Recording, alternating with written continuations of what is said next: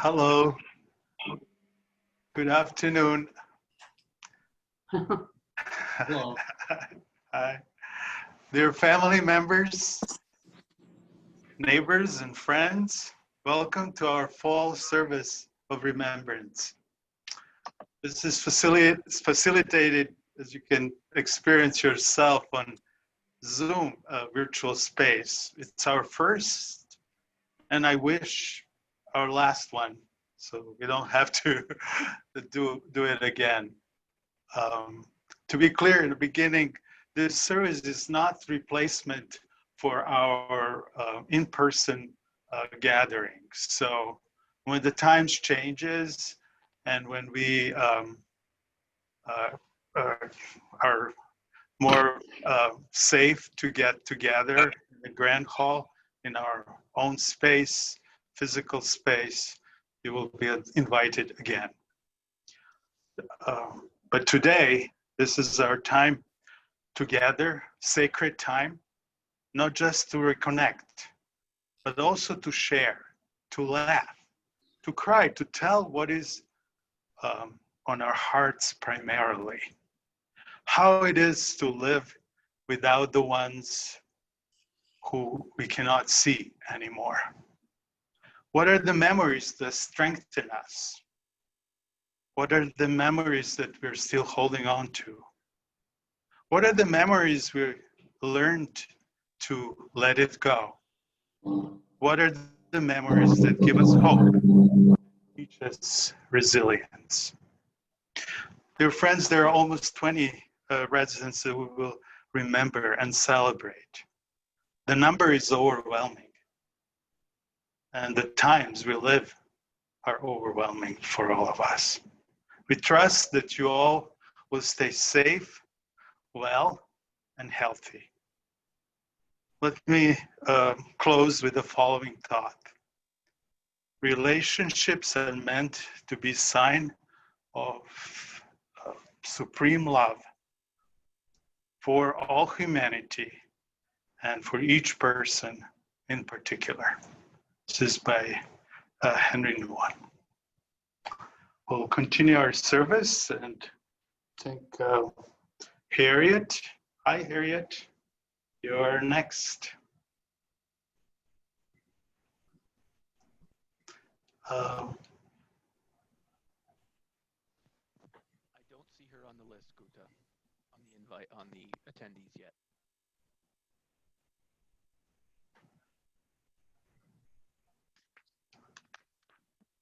I think you need to unmute yourself, Harriet. Yeah, I can hear you. I don't know. Very good, thank you. Yeah. Good afternoon. I am reading from the Gospel according to Matthew. Now, when he saw the crowds, he went up to the mountainside and sat down. His disciples came to him, and he began to teach them, saying, "Blessed are the poor in spirit, for theirs is the kingdom of heaven. Blessed are those who mourn, for they will be comforted. Blessed are the meek, for they will inherit the earth. And blessed are those who hunger and thirst for righteousness, for they will be filled. Blessed are the merciful, for they will be shown mercy. Blessed are the pure in heart, for they will see God. Blessed are the peacemakers, for they will be called the sons of God. Blessed are those who are persecuted because of righteousness, for theirs is the kingdom of heaven. Blessed are you when people insult you, persecute you, and falsely say all kinds of evil against you because of me.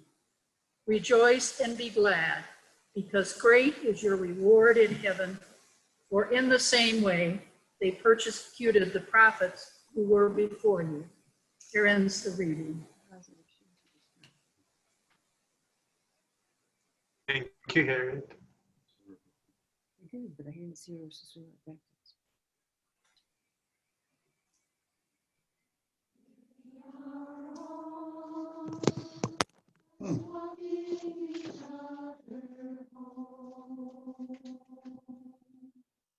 We are all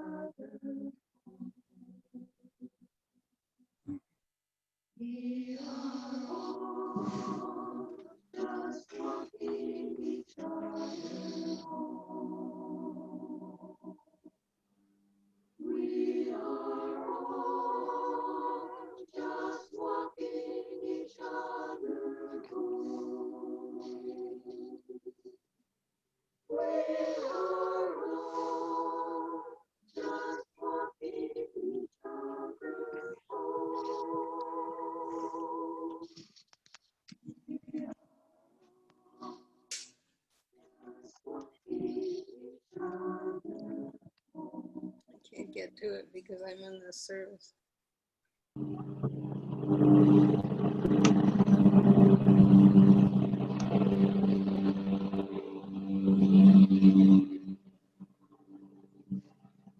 Here we go. Mary France will read for us today reflections that Sylvia O'Neill wrote. So, I know where Mary is. Hi, Mary.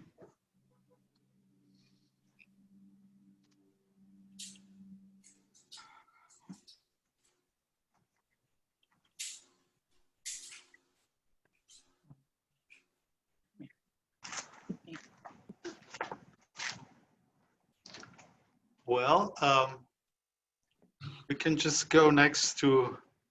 I did. I did have you down. I don't really know. Either. I don't know. Unless Tim, how about we go forward to Alice Lowe?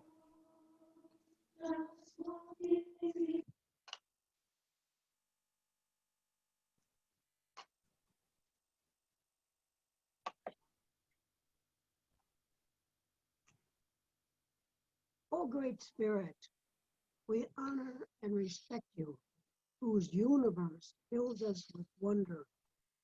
We are humble before you as we ask that you receive our friends who have walked on before us into the spirit world.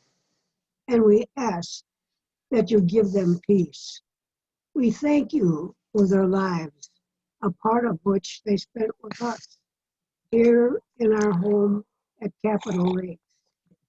We are grateful that they shared their gifts of friendship with even the least of us. Chief Miigwech.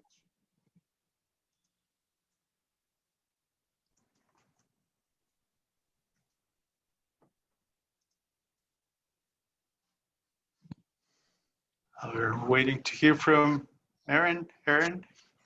The persons we are remembering and honoring today were our dearly loved family members, our neighbors, our friends. They were givers or sources of love and nurture, guidance, wisdom, and happiness. The light and warmth of their presence enriched our lives. We find great comfort knowing that as we remember them and the time spent with them, they continue to give us those gifts and blessings. As I read the name of each person we are remembering today, a family member, friend, or staff member is invited, as you choose, to share with us a characteristic or special memory of that person who is dear to you. The sharing of these special memories help us all to celebrate and remember these significant people in our lives. Yeah. So, dear friends, this time we have obituary summaries for most people we were able to get, and Aaron and I will interchangeably read for you, and then you're welcome to unmute yourself or just wave, and Tim will leave the time for family members and friends to share. And we'll close with the sentence, we remember them. So Tom Haig was a resident at Terraces, was born in Michigan. The Air Force Weather History Office says Colonel Haig has been called by some the father of the Air Force Weather Satellite Program. After he retired from the University of Wisconsin in 1979, Tom continued his work at the barn house and a farm that he built and developed. His involvement in community and his efforts to reclaim the land in Vermont Township. But he also found a new focus, community theater. In 2004, the Bartel Theater was officially established and continues today to provide a space for avant-garde and traditional productions. Family described Tom as a devoted father and husband, a beloved Madison area notable since 1970s, recounter and philanthropist, a creative, generous, and persistent man in whatever endeavor he attempted.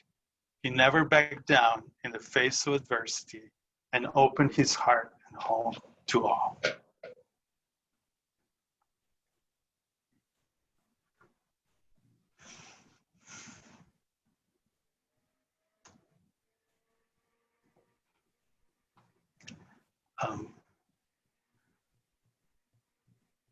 Remember that Tom came to us when his wife was actually living first at the Terraces, and then he joined us. And you probably saw him a few times, quite often actually in the Grand Hall, with different programs and cultural events, and sometimes at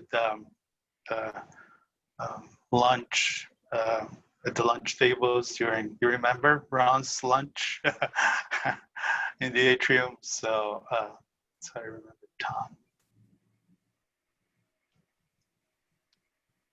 Mary, you can go ahead.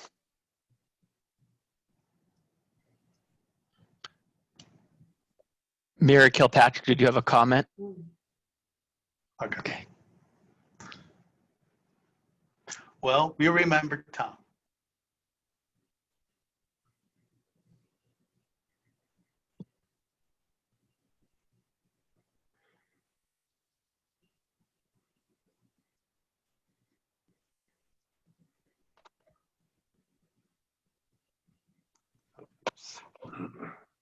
Richard Wilder.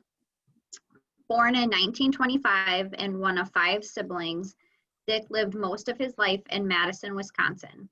In 1943, aged just 17, Dick enlisted to help fight World War II.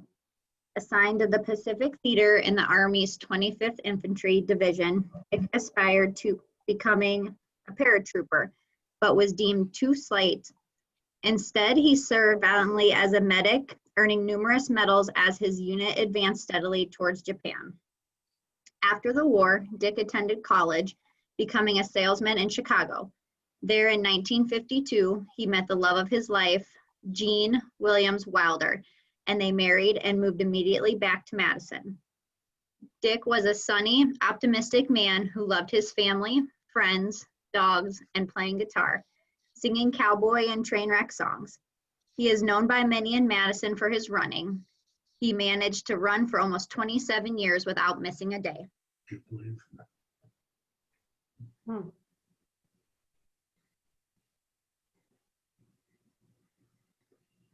I hope Haley from programs and at the Terraces is with us today. Share. They were really good friends. Hi, Haley. I'm here with Florence. Hi, Florence.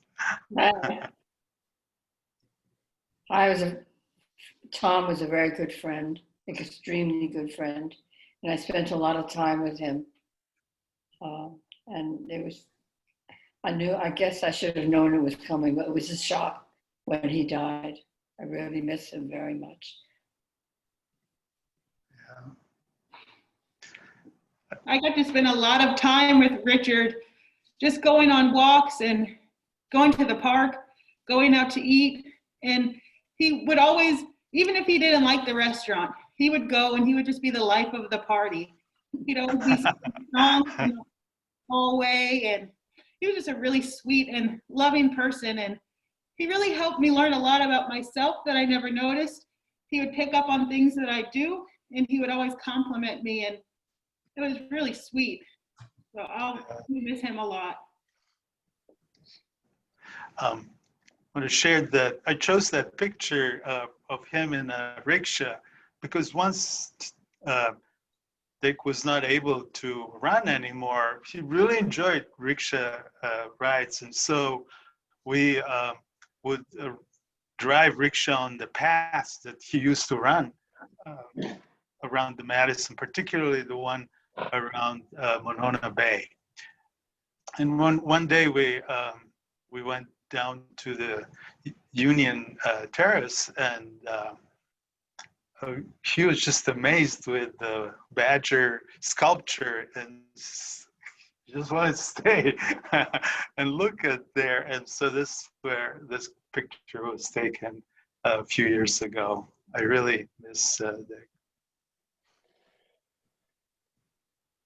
When Richard talked with me at one time, the few times he was serious because he must prefer not to be, but he talked about his experience in the war and how difficult it was for him to deal with people, that were dying there and so forth.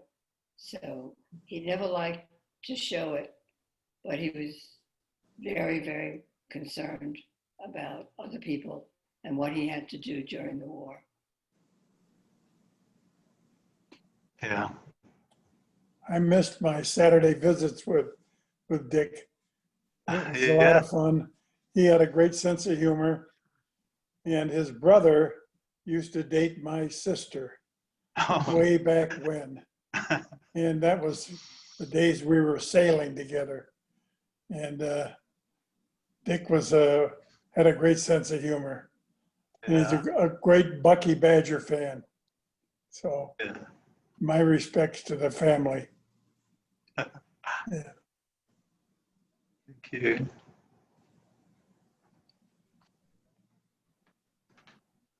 Well, we remember Richard.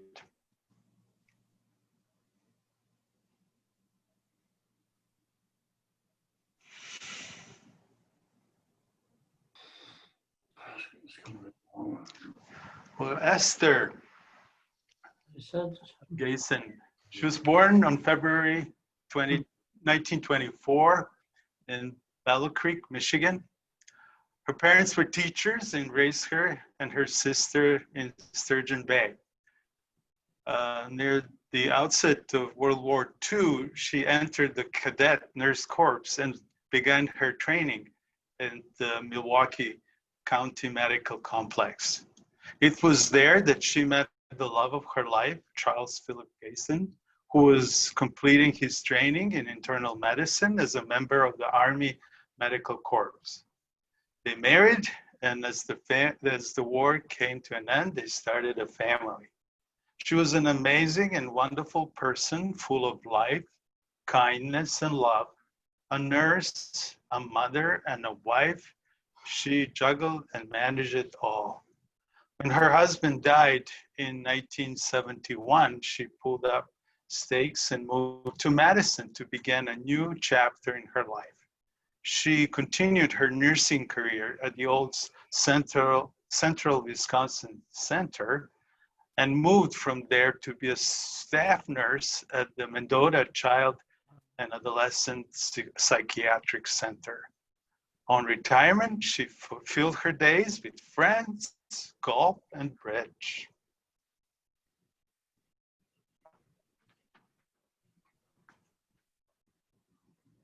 One of my most fond memories of Esther is when we were all on the rickshaw and we went out to lunch, and she wheeled away from our lunch table, and there was a lady with 2 children, and she was giving the children her French fries. And she was sharing food with them, and she wanted to be at that table with that family, and she just had such a love for children, and she was a wonderful soul. Yeah. Yeah. Esther also had fun on rickshaw rides, and she's always felt very happy person, and her family was very supportive of her, and spent a lot of time with her.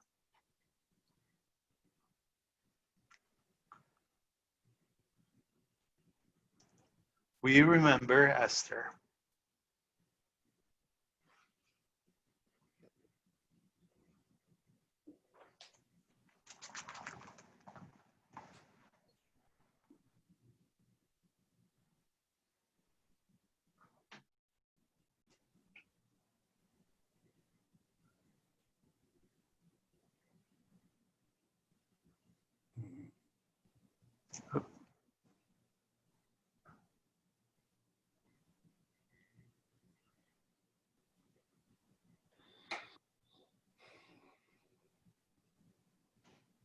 Agnes Notbaum. Agnes was born October 16th, 1917 in Superior, Wisconsin, the third daughter of 6 children of John and Mary.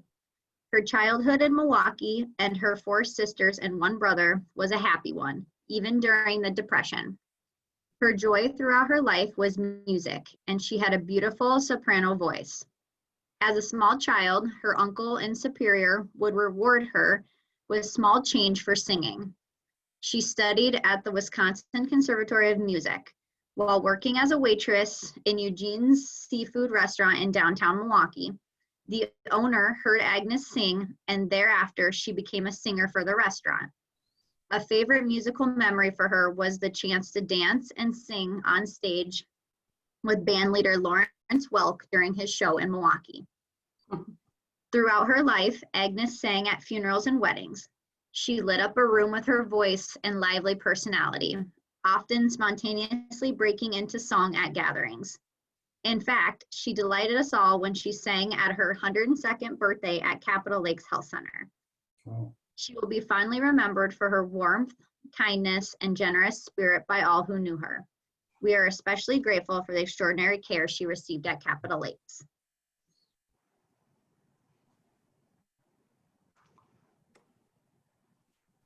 Hi, Tom and Heidi. Hello. Hello. Hi. So yes, we're happy to participate today, and we remember my mom's fun personality and all the joy that she would bring to a room at family gatherings when she'd sing, and the fun sayings that she had sometimes that we still remember and can kind of chuckle about. And even in her later years, her personality was always pleasant, even in her last few years there at Capitol Lakes in the health center. And she was blessed to live a very long, joyous life. I'll add that she loved fashion, and she knew the best shops in downtown Milwaukee and shopped them well. With Tom in tow, I think as a little boy, she shopped Milwaukee, and we like to talk about that. Yeah. Well, probably if some of you ever visited your friends on 3rd floor of the health center, you saw and heard her singing, Esther singing there down the hallways, or just with her friends at the table. She always had a fun time for our we used to have a Wednesday sing-along group, and she would come there and just said, well, what do you want me to sing? And do her singing. Yeah.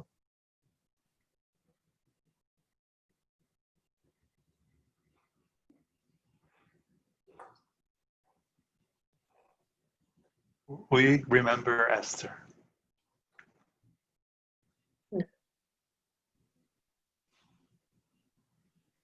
Agnes. Agnes, I'm sorry. Thank you.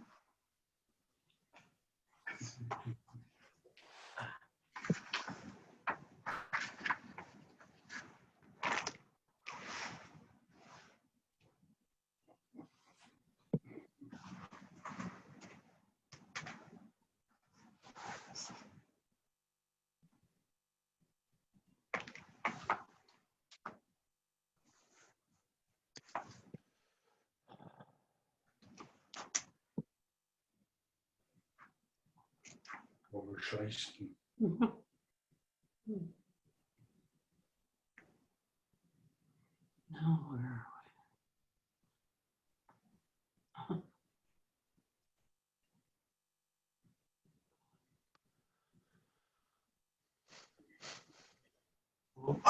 We'll remember Gerda Wassermann, was born in Germany. The family describes her part of life despite tremendous adversity, including the Holocaust. Gerda escaped Germany in 1939 and immigrated to La Paz, Bolivia. In 1944, while living in La Paz, Gerda married her childhood friend, Wolfgang, who had also fled Germany. Together, they worked in Bolivia and then emigrated to New York in 1946 through the generosity of the Bolivian embassy in La Paz. Gerda embraced life, learning, religion, painting, yoga, and reading.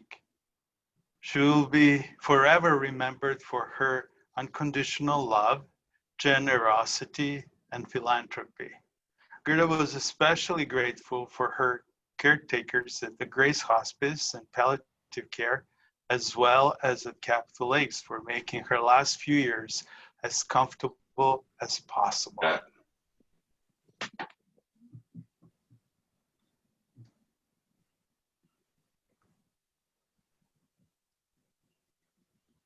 So we all, Rita? Have to unmute. I just wanted to say that Gerda was a great person to visit with. Her history was fascinating, and she was really able to share that with most of us with great care and without complaining a lot. But it was kind of a history lesson for some of us who had not experienced it quite the way she had. She was fun to play bridge with. She was just a very good addition to our community.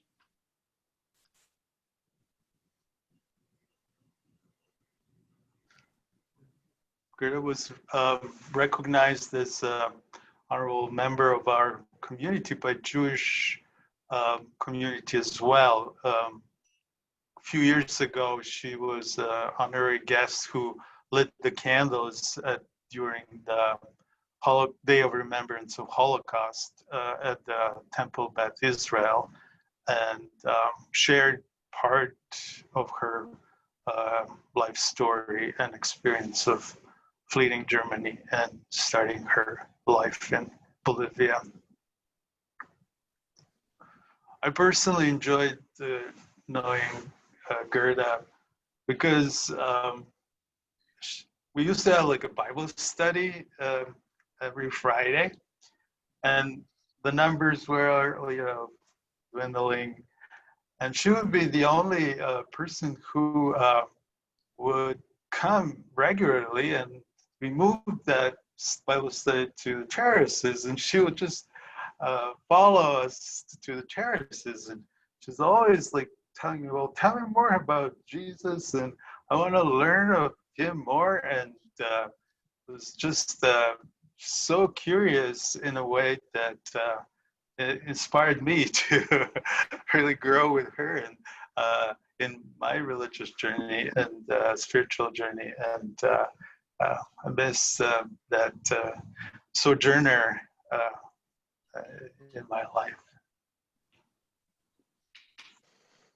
My daughter-in-law, who speaks German as well as other languages, I introduced her to Gerda, and they had a long, wonderful time Right. speaking with each other. And Yeah. my daughter-in-law really, really liked Gerda very much. Yeah. We all had a chance to see her artwork. I know Sally facilitated some of that at the front of the Seasoned restaurant in that gallery space, I think, several years ago.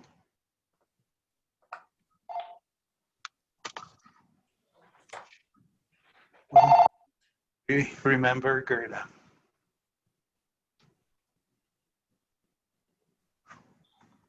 Ruth Sosis. She was born on July 5th, 1930 in Mainz, Germany. In 1939, her family fled Nazi Germany, and after a year and a half as refugees, settled in Mexico City. Ruth graduated at the top of her class from Universidad, I apologize, I'm not sure how to pronounce all that, and earned a Fulbright scholarship and received a master's degree in economics from Columbia University. After graduating, she returned to Mexico and worked for the Secretary of Home Affairs, evaluating the price of tortillas. In 1958, she married Basil Sosis, a fellow Fulbright scholar in her orientation group. They settled in DeKalb, Illinois, where they remained until Basil's death. Always curious, Ruth read about anything from art to physics, archaeology to poetry. At one point, she hoped to be a translator and worked as one at the UN during her studies at Columbia. Speaking Spanish, English, German, Greek, and French, we always wondered what language she dreamt in. She was genuinely invested in other people, had an amazing recall for names, places, history, and she never forgot a birthday.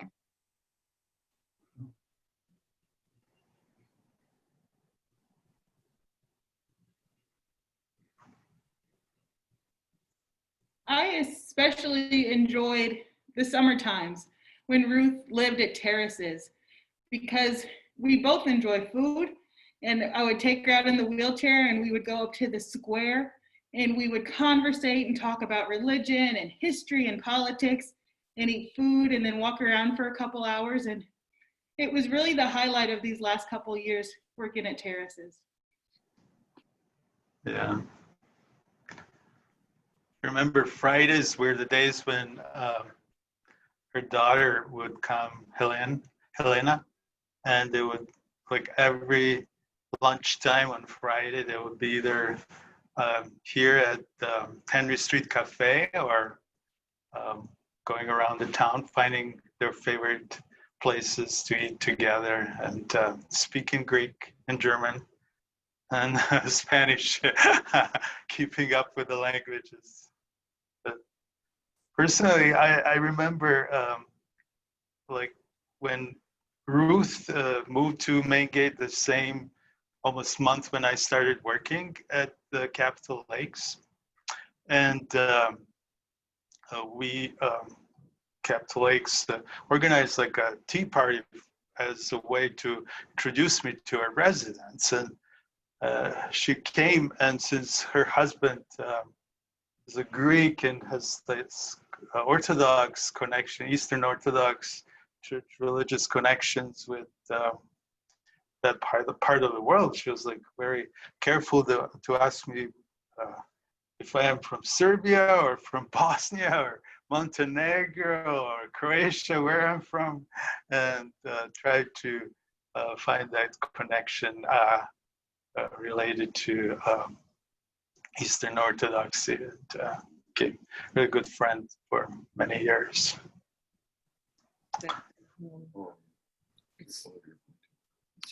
Ruth was always a person who asked tough questions and wouldn't take an easy answer.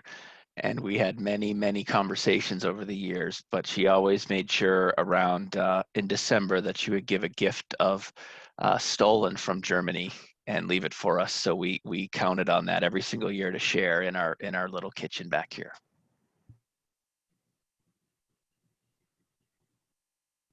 Well, we remember Ruth.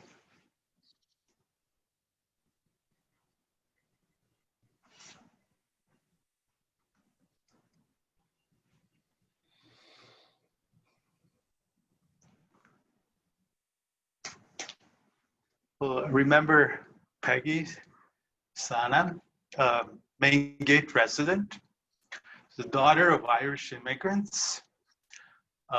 She was proud of her Irish heritage as well as her New England roots, and she kept her Portsmouth accent all her life. Leading up to and during World War II, Peggy served as secretary to the planning officer of planning and estimation at the Portsmouth Naval Shipyard in Maine. There she met Charles Sana, a young naval officer and engineer who arrived in Portsmouth in 1942. Charles said that soon as he saw her, he knew Peggy was the one he would marry. They married in 1946 when Charles returned from duty in the Pacific Theater and celebrated their 73rd anniversary just last year. I know you Main Gate residents probably remember her from the first floor of the Main Gate, and her husband Charles, who died I think last year too. So.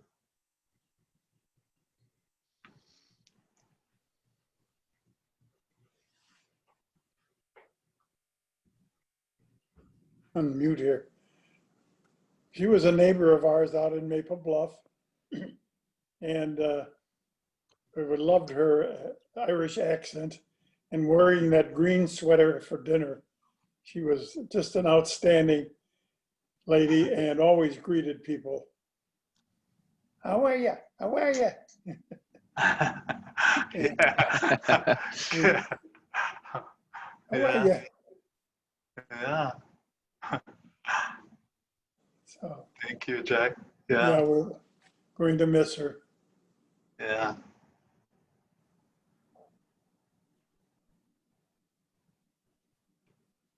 Well, we remember Peggy.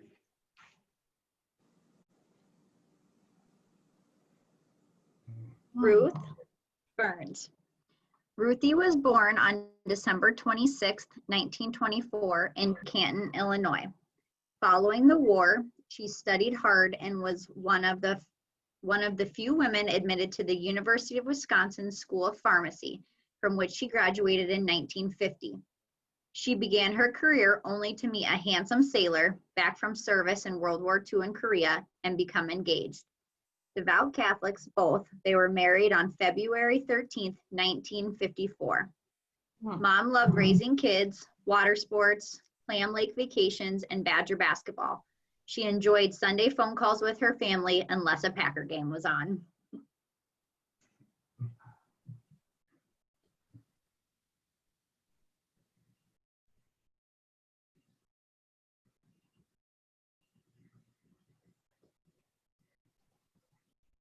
Well, remember when we used to have a happy hour in the Grand Hall, and Ruthie was always there, a regular attendant there, and I knew her favorite wine was Wallersheim, Wisconsin wine, and she'll have her favorite beverage and just enjoy the fellowship and the social interaction with other residents. I think she was so different from her husband, who was like life of a party. She was much more quiet, introvert, and in her life very, as the obituaries said, very devoted religious woman.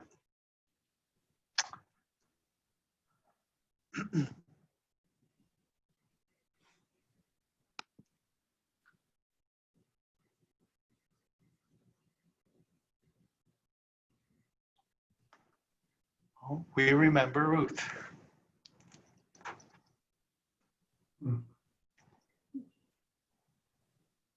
I remember. Yeah, she came. So we'll remember Marge Rosenhall.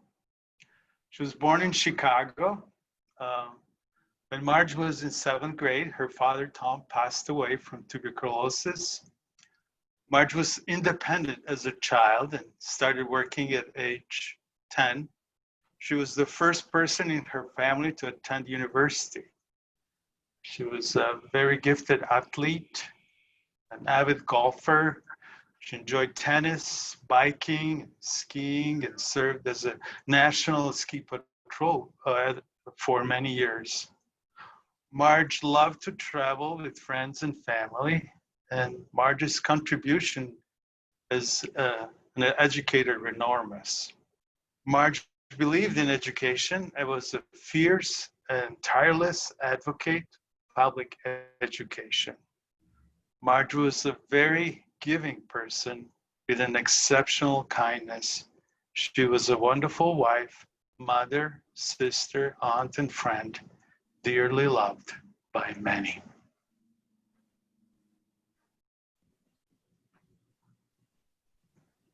Yeah, go ahead, Elaine.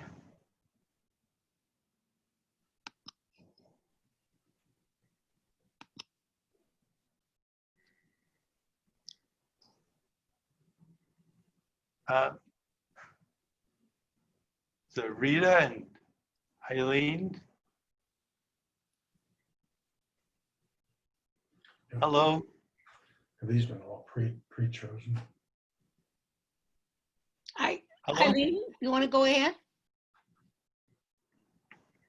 Is Eileen wanting to talk? I don't know. She waved, yeah, she wanted. Is she on? Oh, here she is. Hi, Eileen. Eileen, can you hear us? Yeah, you go ahead, Rita. Well, I just wanted to say that in the short time, I haven't been here real long, but Marge was one of the people I became close to and became a friend, and became a close friend. She was always really an interesting person to talk about. She was up on politics. She was into education. She had been a leader in the union. She was just a really interesting person to have around and always added something to our discussion. She was very social. So after her husband died and after mine had died, there were some of us who met in the mornings once a week and had breakfast together. And she was always a close addition. And she and I particularly got close because our husbands were ill at the same time. And we dealt with the difficulties of their illness together. So I really appreciated her and appreciated her friendship. Thank you, Rita. Eileen? Oh, I mean,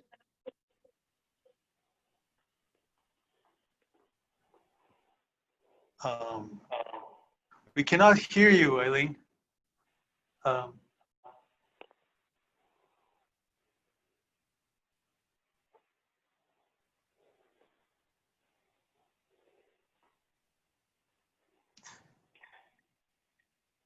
want to try again?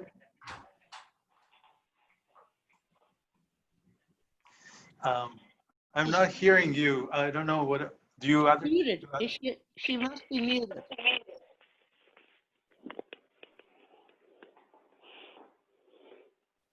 Yeah, it's not working.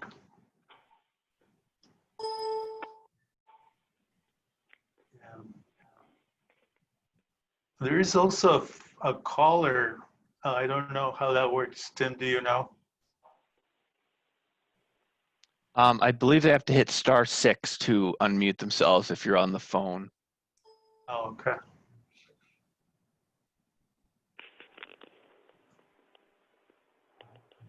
Hello?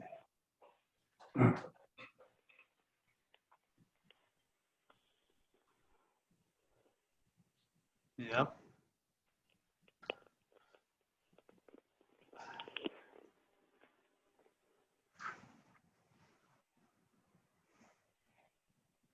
Oh, wait, So, hey, Mark. hi, Guda. I miss my mother a lot. And she really embraced life. And she was a model for somebody who is looking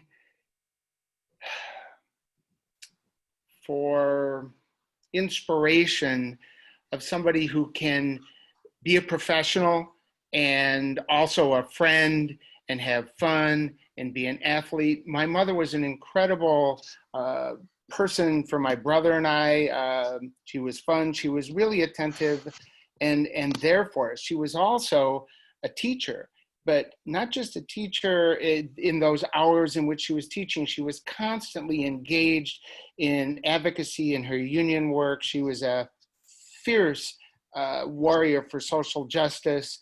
And she was an incredible role model for us. And she was also deeply social. Like her fellow teachers were her friends. The people at Capitol Lakes, she really embraced that community. And my mom was a beautiful role model. And I guess above all, she was an incredible grandmother. Like every part of her life, she just embraced, and she was a great grandmother and a grandmother. And I feel really fortunate for what she gave me and my wife and my kids and my brother and everybody that she met.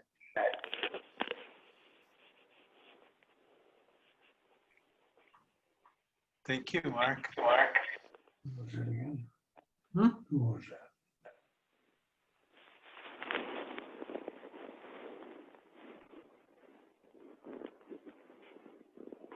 Thank you.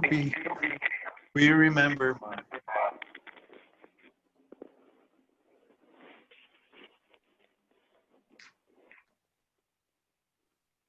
Judith Clear.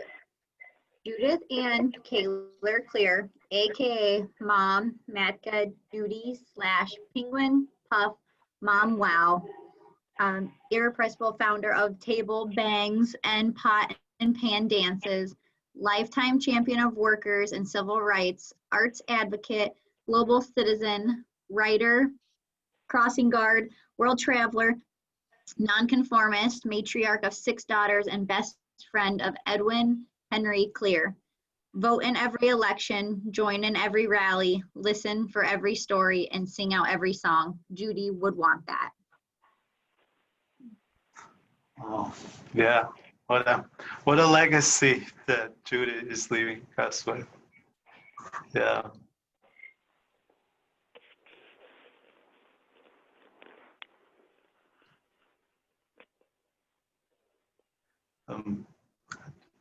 My colleague and friend, oh, Sally, go ahead.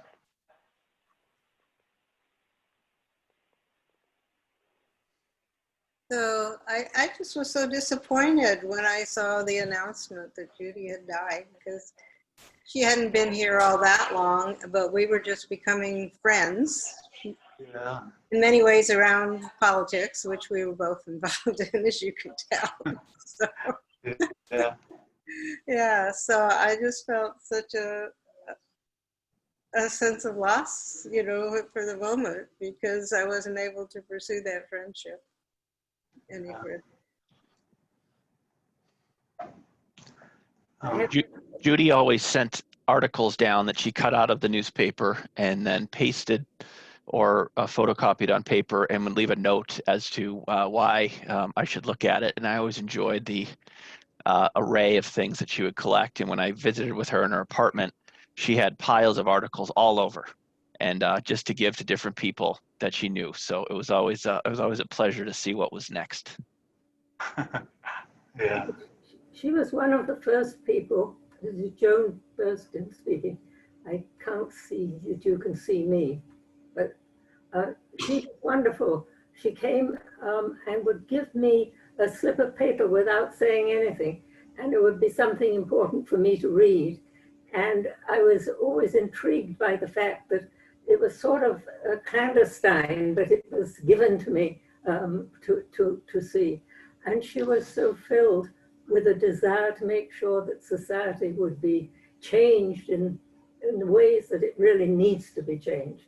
And she was not going to let go of that to the very last moment. I think she was a very special person. Yeah. Well, I can testify that her commitment to social justice was lifelong. I knew Judy in the anti-nuclear movement and the movement to address those issues back in the mid-70s. We worked together. Yeah. And she was a wonderful friend and comrade. I think Judy's family is involved in a forward theater. One of her daughters is a very active member of that theater, and continues that tradition of bringing change through the art in society.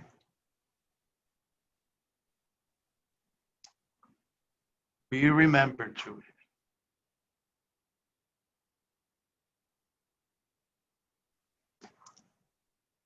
Nancy Owen, I shared this few sentences about my experience with Nancy. I met her first time at the yoga class that she attended regularly for a few years. Enjoyed her kind, warm, and gentle presence. I know her yoga mat always was placed in a certain place in the yoga studio, and her moves were so gentle and persistent, and I really liked her presence. When yoga was not part of Nancy's daily activities, her same kind, warm, and gentle presence was part of who she is. That's how I want to remember. Sally? So I am sorry that I apparently did get something to you, but I do have something to go through as a part of my mother's life, if we can do that. Yeah. Okay. Nancy Loveland, her name was Loveland, isn't that wonderful name? Was born June 14th on Flag Day in 1920 in a farmhouse on an apple orchard in what is now New York City, New York. For many years, she thought that the flag was actually purposely raised on her birthday. And it's so nice that all these people were putting out the flag for her. The house that she was born in is still there, and it is now a daycare center. The apple trees are long gone. Her parents, Gerald Loveland and Eva Rose Wilson, divorced when my mother and her sister Joan were very young, and the two of them traveled by train from New York to California when they were about 10 years old. So, or maybe even a little younger, something that I can't imagine would easily be done these days, but that's what they did. Her mother at that point lived on the West Coast and was remarried. They referred to themselves on the train as the orphans against the storm. I think that might have been a line from a movie, but I'm not sure.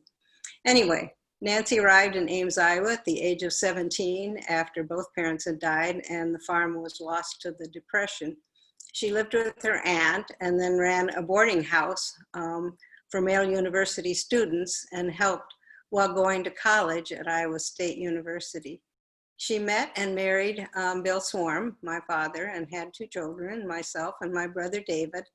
And then they later divorced, and she was remarried to Joe Boland. She lived in Ames, Iowa for 70 years. She was a campfire girl leader from the time I was in grade school through high school. And after that, she continued to volunteer for the Campfire Girls, and she distributed the beads and badges that were earned by completion of various projects.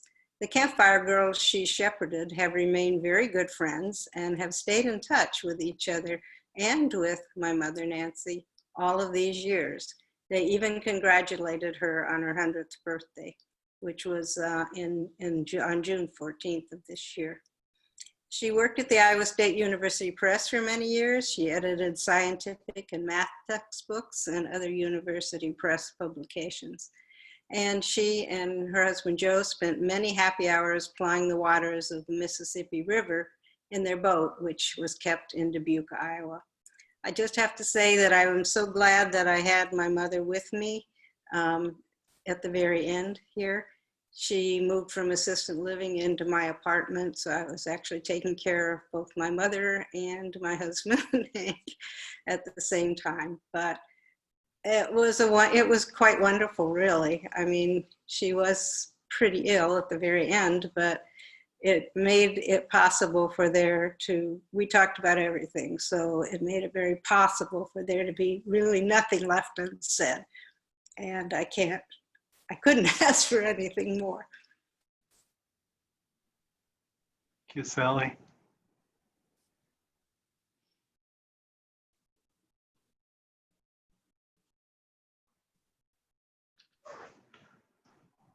We remember Nancy. Dawn has something to say. Oh, okay, sorry. She was the most avid reader I think I've ever met. Yes. We would often talk in the library, and she would be checking out 4 or 5 books. And usually they'd be back a week later, and she'd check out another 4 or 5. Very avid reader. I followed some of the things she was reading so I could get them out after she returned them. After she moved to the Terraces, we met in the beauty salon because we were on the same schedule. I will note she was there more frequently than I was. But she always had, even in the last years, a happy hello to me. And you know, she read those books. She had a rule that she had to finish a book when she started it. So, you know, amazing.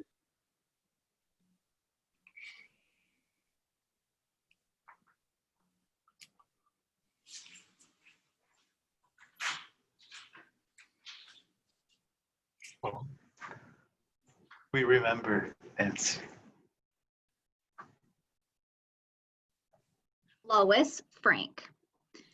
Lois was born in Milwaukee to Peter and Rose Dirch on June 7th, 1938. While visiting family in La Crosse, she met her lifelong love and partner, Alfred Frank, and they were engaged to marry on New Year's Eve of 1961.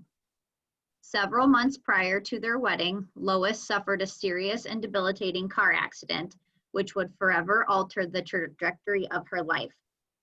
Al rushed to her side for her recovery, and they chose to hold the original plans and were married in her hospital room. Despite undergoing 8 hip surgeries over nearly 40 years, their 56-year marriage was filled with the joys of raising 2 daughters, Ziva and Tina, and extensive travel. Lois worked for the state, but she truly lived for volunteering. She donated her time to WPR, RSVP of Dane County, Madison Opera, Red Cross, Shirva Kadisha, and other organizations. She and Al had a foster child for several years and hosted over 15 international exchange students.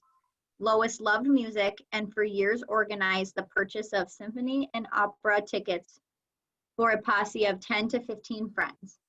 The classical music radio station played at her bedside nonstop for the final 5 years of her life.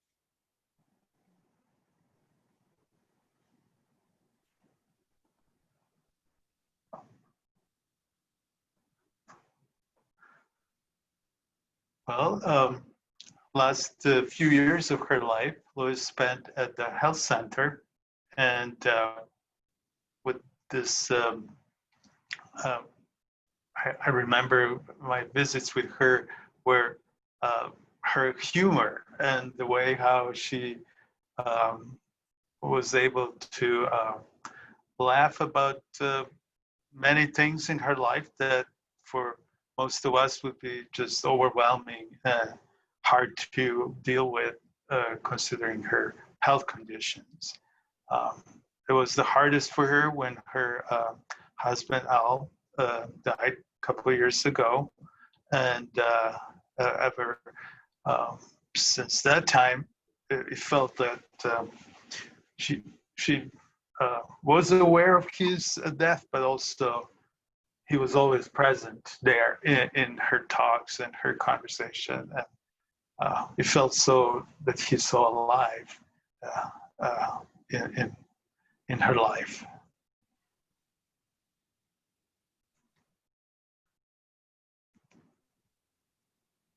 In a testament to her sense of humor, at one point she and Al came to meet with me about something in my office, and Al got very angry and stormed up and left. But he had brought Lois in her wheelchair, and she was still there. And she said, "It really doesn't pack a punch when I'm still here, and he has to come back to get me."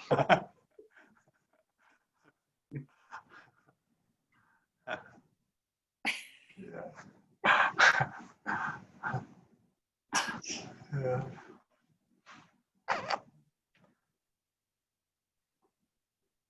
We remember Louis.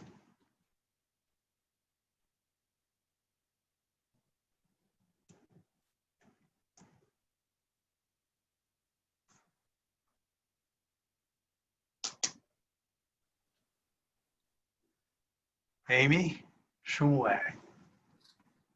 Amy was born in Evanston, Illinois, to Frederick and Florence, and moved to Madison area in 1930, living in the village of Maple Bluff her entire life until moving downtown to Capitol Lakes in 2018. Amy loved all games, but her true passion was bridge. Thursday night games were fun, but she got serious with duplicate bridge at the Madison Bridge Club, becoming a life master in the 1980s and making a sleeve of friends while rackling up points and playing tournaments along the way. Amy was a social animal, talking to every grocery clerk, hairstylist, milkman, like an old friend, and doing out advice if she thought they needed. She loved sailing and motorboats, chocolate and coffee, and especially loved staying up as late as possible to have a good chat with her kids or grandkids. She may not have been the best athlete, but she was always up for a game of golf or bowling just to spend time with friends, especially if there was a hamburger or gin and tonic waiting at the end. Thank you, Guta. This is Muffy. Hi, Muffy. Welcome. Hi. Hey, what a Hey. nice service. Mom was only at Capitol Lakes for a couple of years, but boy, she sure got some great things out of it. She loved the lunchbox with Ron and seasons with some of her friends she had all her life. And of course, the bridge and so many things. So, and of course, as you know, I'm a true fan of the rickshaw, and she only got to go on it twice, but that was a wonderful thing. So I'm really glad you do that. Yeah. Yeah. If you knew Amy, you would learn a lot about Madison history and Maple Bluff and all of that. So I think Jack probably can testify to that. Right.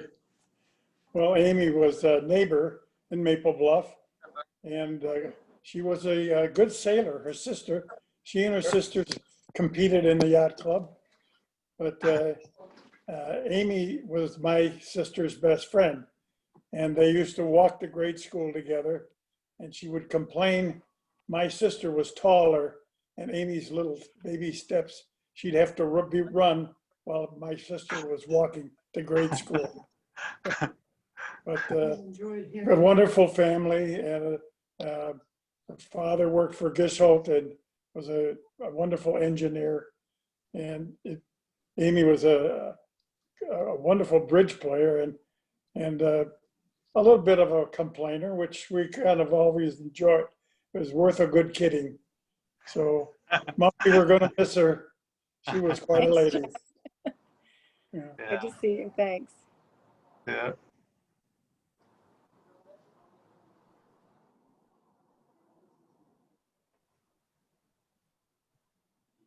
Well, we remember Amy.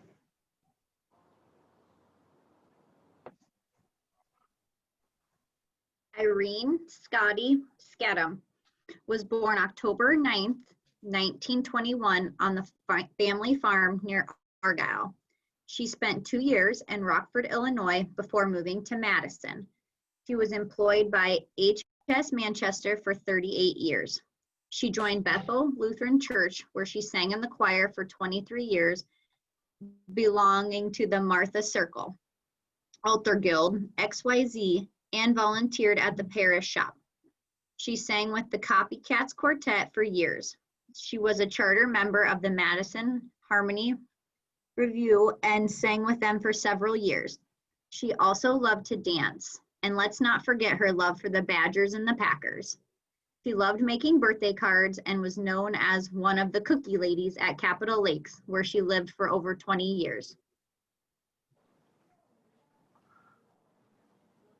Well, I'm sure there is a group of family and friends of Scotty here.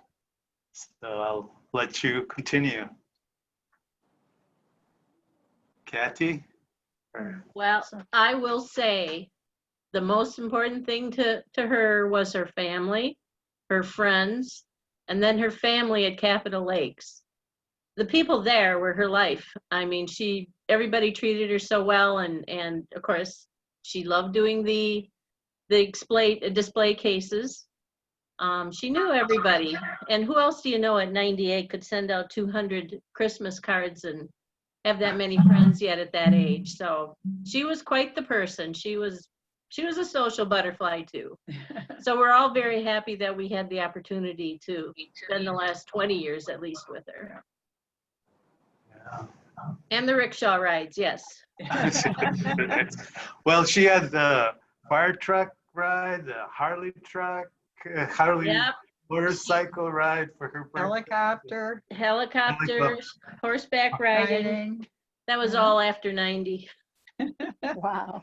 And the Packers. I mean, the Badger basketball team just treated her with gold. I mean, honestly, what they did for her was amazing. Singing her happy birthday, and then her old friends from Manchester took her to a game, and they put her up on the big screen at the Kohl Center too, and that just tickled her pink.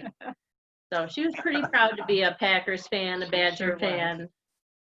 She was pretty wild. Had a good glass of wine, by the way. Yes. And a milkshake at Culver's. Milkshake at Culver's, yes. Yeah. For quite a few of us who work as staff at Heights and independent living, she would remember every birthday and give us a cookie and a birthday, happy birthday song on our answering machine. So, yeah. Well, I finally figured out how she remembered everybody's birthday. We found her red book that was labeled by months and the days. Like a ledger book. A ledger book, and she had them all recorded. Did a great job. I think that's what I will miss the most, is not getting her birthday song on my birthday. That's right. Yeah.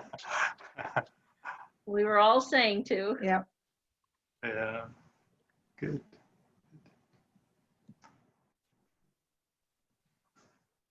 Oh, we remember Scotty.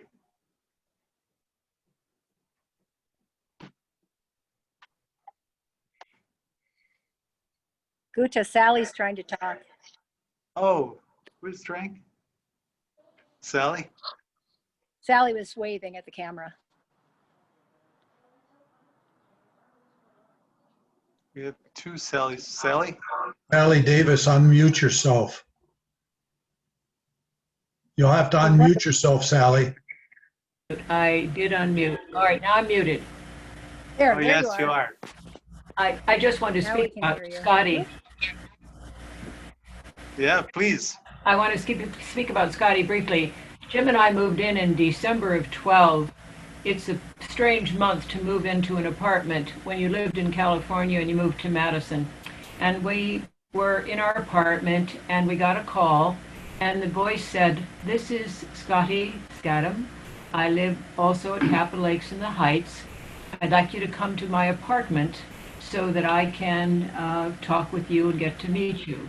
So we went down and walked into this tiny little apartment that looked like a Christmas wonderland. Everything was decorated. There were lights, there was music, there were not candles, but little smells of the fur and so on.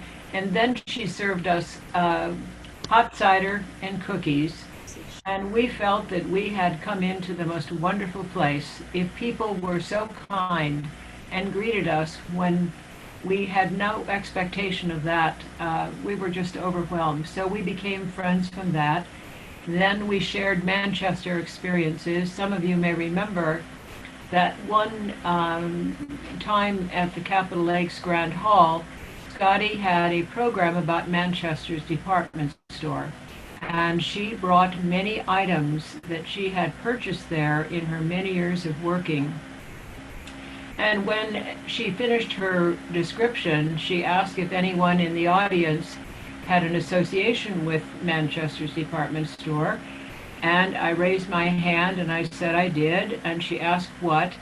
And I said, well, just before Jim and I were married and I worked in a place close to Manchester's on the Square, I wanted to get some extra money because of the costs of the wedding and so on. So I worked there from 5:15 after my workday to 9:15 at night, and they assigned me to the hosiery department. And she said, did you have an interesting experience there? I said, yes. One night, close to closing time, a very nice looking gentleman walked up to the hosiery department. And in those days, all of you who are my age will remember that hosiery came in boxes of 3. And they were on boxes on the shelves, and then they were on a glass counter where you could see them. So this man said, I'd like to buy some stockings for my wife for gift, but I don't know what I should buy.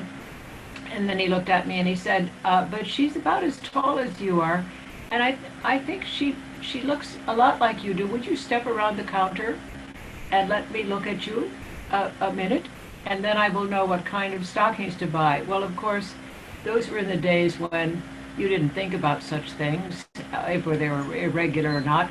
So anyway, went back to the counter. I think he bought 2 or 3 boxes of hosiery. And when I told this story to Scotty, she just laughed and laughed.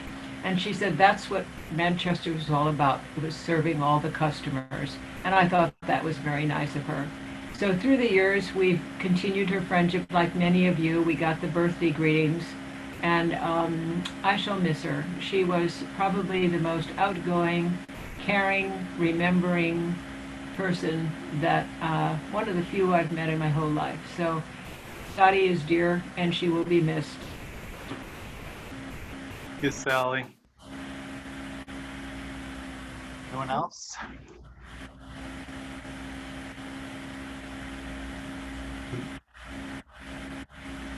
Yeah, you need to unmute yourself. I will. Thank you. Okay. Thank you. My name is Tom. I knew Scotty as Aunt Irene, and although our family moved away from Wisconsin, I was 1 year old, 7 years ago. We kept in contact, not as close as it always amazed me talking about the number of friends, and I could tell as some of them spoke. She knew how to make a friend, and she knew how to keep a friend. And I want to thank everybody at Capitol Lakes for all they done for her. but I have a feeling that she did a lot for you also. So, thank you very much. And in recent years, I'll have to admit, she turned me into a serious Badger fan. Thank you very much. Thank you.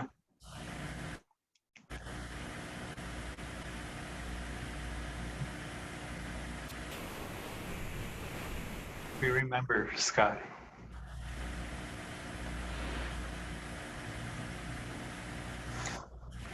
Bob Robert Lewis was born in 1919. At age 17, left family farm in Blue Mounds, Wisconsin for the University of Wisconsin-Madison. There he was an editor of the Daily Cardinal. Graduated in 1942 on his birthday. The next day, married Martha Wells, wife of more than 75 years. 6 weeks later, he was inducted into the army, landed in Normandy 28 days after D-Day, and fought Nazis till the end of the war. Lieutenant Lewis was awarded with Distinguished Service Cross for his extraordinary heroism.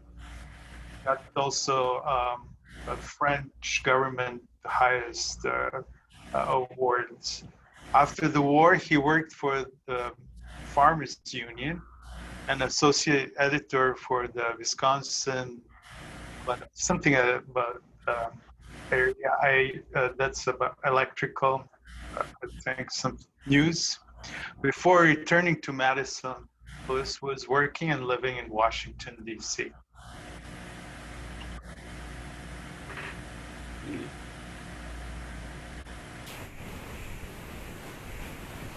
Sally, did you want to say something? Or no? Okay. Well, Bob was really, I consider him as a really good friend. He wrote for our Center Post many stories from his war experience, and if you have time and energy to revisit those stories and read them, they're in our library Center Post archive section. He was the most memorable was when we went to the Norwegian log church, first log church, close to in that area of Blue Mound and across the highway 14. That was the church where some of his relatives who came from Norway served, and some of them were buried even there. And the story of that church is kind of a story of his family. The church was split because of the more humanist and socialist view of the world than other church. And he was kind of raised that kind of worldview and approach to politics and how humans need to treat each other. And when we were visiting that small church and sitting in the pews, listening to the guide, after that we left, he showed me the picture of his relative there on the wall. And then there was an apple tree and a swing, and Bob sat on that swing and did swinging on that set, looking at the church, the graveyard where the ancestors were there, and just kind of immersing himself in that experience. I want to remember him that way.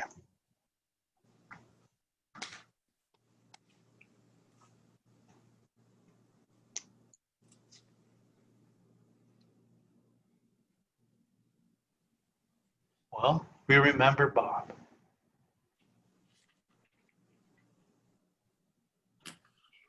Kelly Clifton was born in Spokane, Washington, July 22nd, 1927.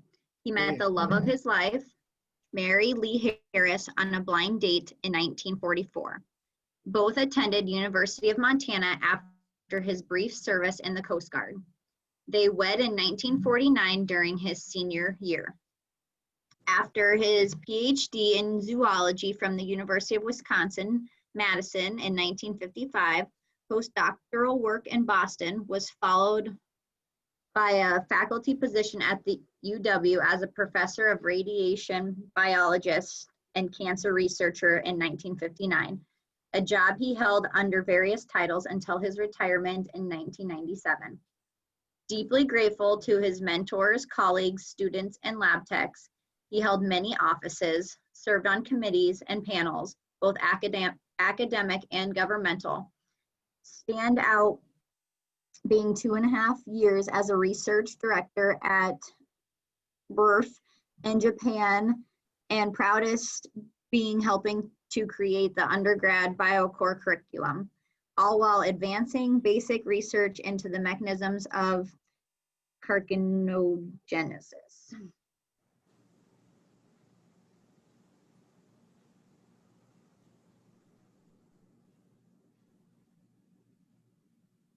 Well, Kelly lived on assisted living in his wife for a while, and she died a couple years ago. And you probably seen them. They always held each other hands when they walked down the hallway together when they were able. They were like not ever being able to separate each other, and really caring for each other that way. His wonderful family that supports him, and Kelly was very dear a member of our community.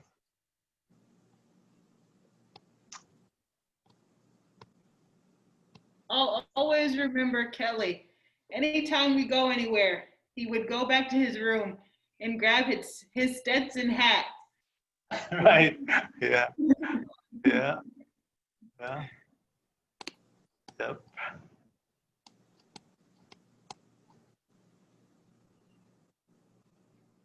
Oh, we remember Kelly.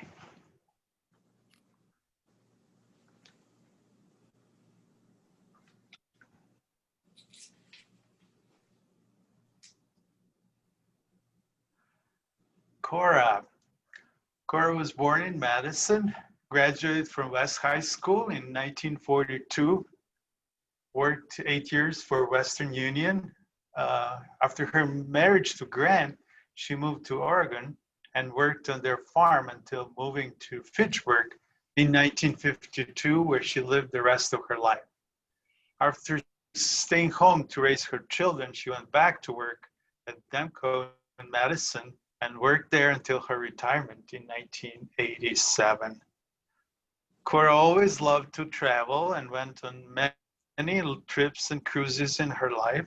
She always said that she enjoyed Hawaii and would have liked to have gone back there. She and Grant saw all the 50 United States, mostly driving and taking in the great scenery. She also made sure she went to see her son and daughter in Georgia and California a couple times a year. When she was home, she enjoyed making Sunday dinner for her entire family. Every Sunday, whoever could make it would come over for a homemade meal with all the fixings.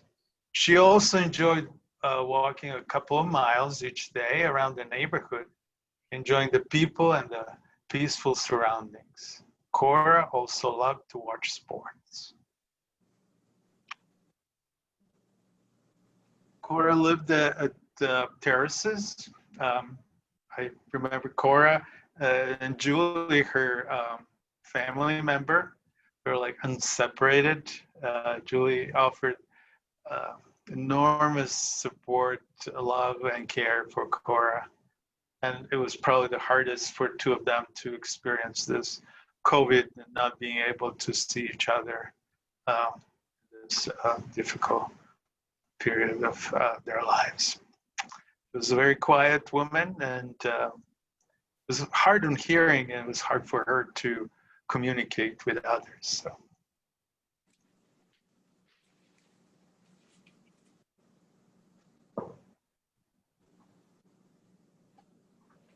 Well, we remember Cora.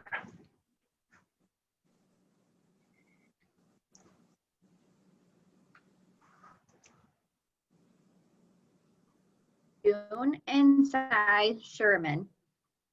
They'd end up going together. It was how they did everything. June Eleanor Hoffman Sherman was born in Chicago, Illinois. Seymour Irving Schlossberg, later Sherman, was born in New York on October 5th, 1927, and grew up in Brooklyn. June graduated high school in 1948 and entered the University of Wisconsin in Madison. It was there in the front row of an anthropology class that she met Cy. They hit it off right away. June and Cy were married in New York City on June 27th, 1950, a simple lunch hour ceremony at City Hall. June always claimed the judge was a bit tipsy and forgot to have her repeat the vows. Despite that, they were married for 70 years. They spent the first 4 years of their marriage in New York, living in veterans housing, while Cy went to law school at NYU, and June worked at Wausau Mutual Insurance. Over the years, they expanded their family with the addition of Paula, Bob, and Steve. Most of their married life was spent in the Chicago area in Park Forest, Wilmette, and Northbrook. For over 70 years, June and Cy were best friends and always enjoyed each other's company. They were both avid readers and somehow always had something to talk about. The magic never left their relationship.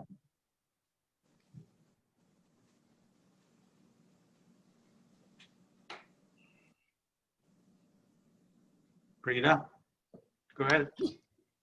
Yeah, I had a special contact with Cy and with both of them, but mainly because they lived in, lived in Wausau, Wisconsin as a child, and her parents were good friends of my parents.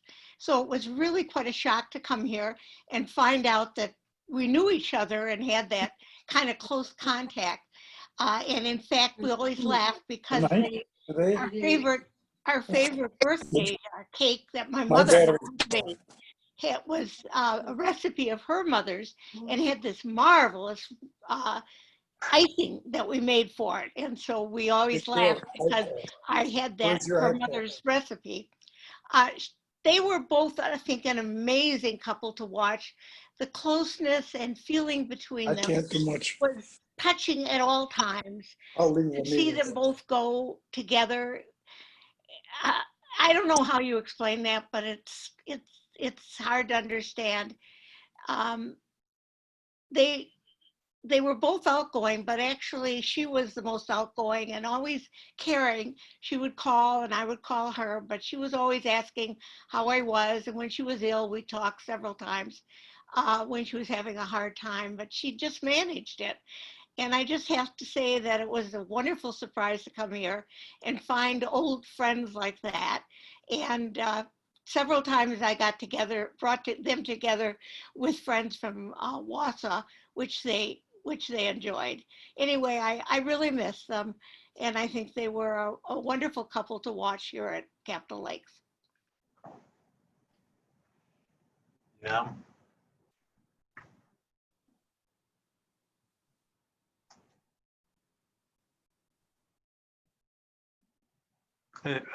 Still, I'm overwhelmed to think how Cy died only less than 24 hours after June died, and just the way how that happened in life was just, for me, still something I wonder and ponder and keep in my heart how that worked. I've seen other couples die in a week or a few days, but not that close after each other.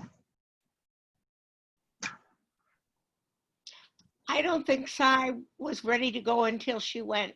He would be there for her until she left. Yeah.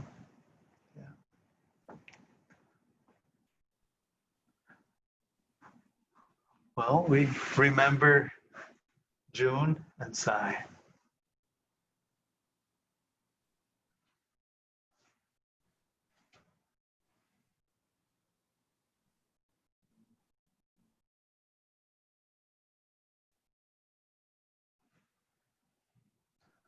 Um, Joan?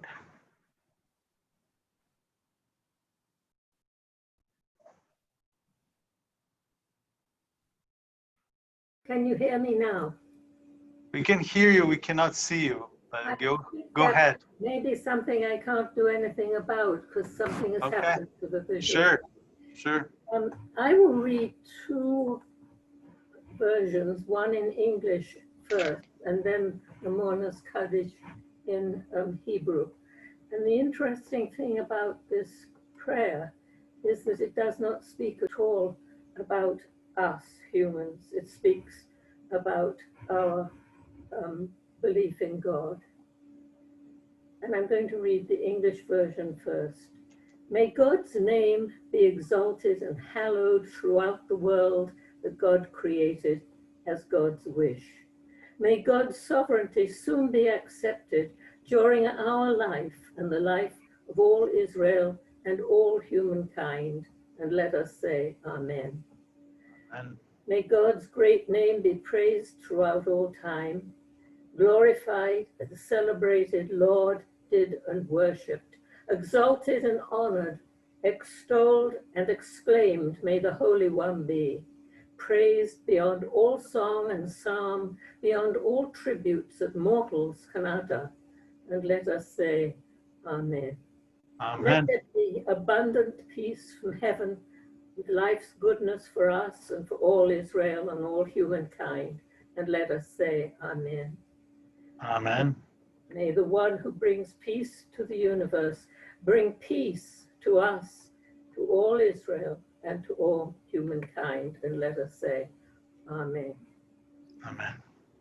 Yitgadal v'yitkadash shemei Rabbah. Amen. V'alma divra kirutei v'yamlich malchutei.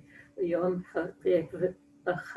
Yerichon uv'mechon uv'chayei l'kol Beit Yisrael b'gala v'zman kariv v'imru Amen. Yehei Shmei Rabbah Mavorach le'olam u'lamei alamaya. Yitbarach v'yishtabach v'yitpa'ah v'yitraman v'yitnaseh v'yitadav v'yitaleh v'yithalal shemei d'kudashah barichu. Le'ela min kol birchata v'shirata tushbachata v'nechamata damaran v'alma v'imru Amen. Yehei Shloma Rabba min Shemaya v'chayim aleinu v'al kol Yisrael v'al kol Yoshvei Tevel v'imru Amen. Oseh Shalom Imramov hu ya'aseh Shalom aleinu v'al kol Yisrael v'al kol Yoshvei Tevel v'imru Amen.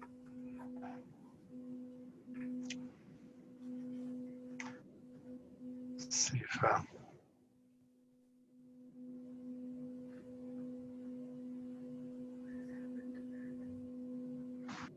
I can't help you.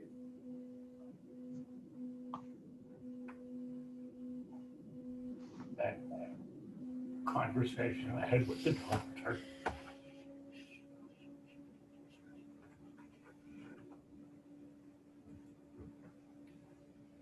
Why don't you get it? See if I can get it back.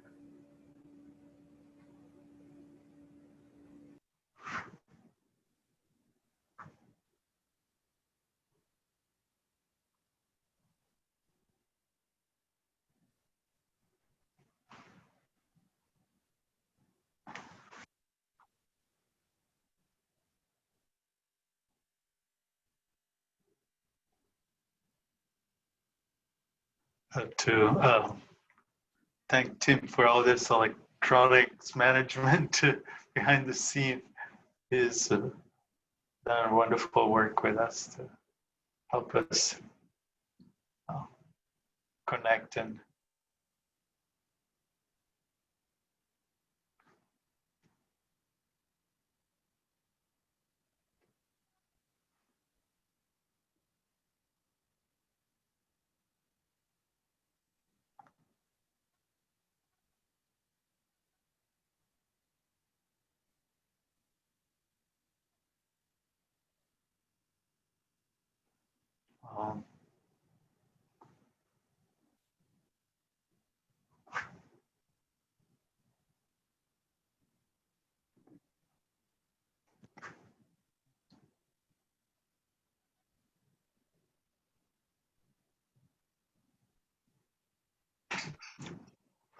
Yeah.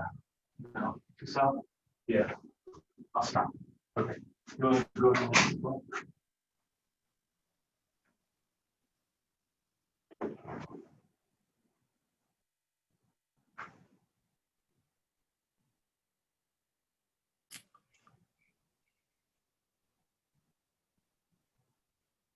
So I think we are at the point of closing part of our service, and the benediction or speaking well to all of us.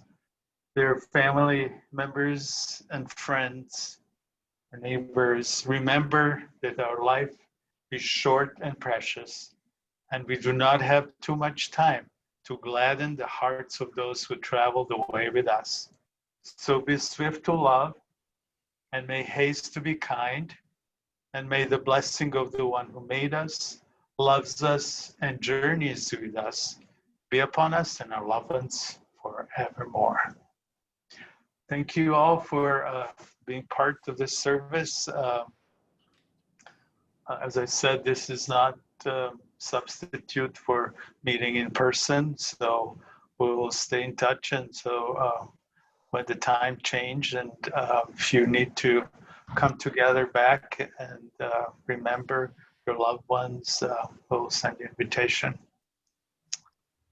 Have for the closing part, the music that Gene Alderman recorded for us.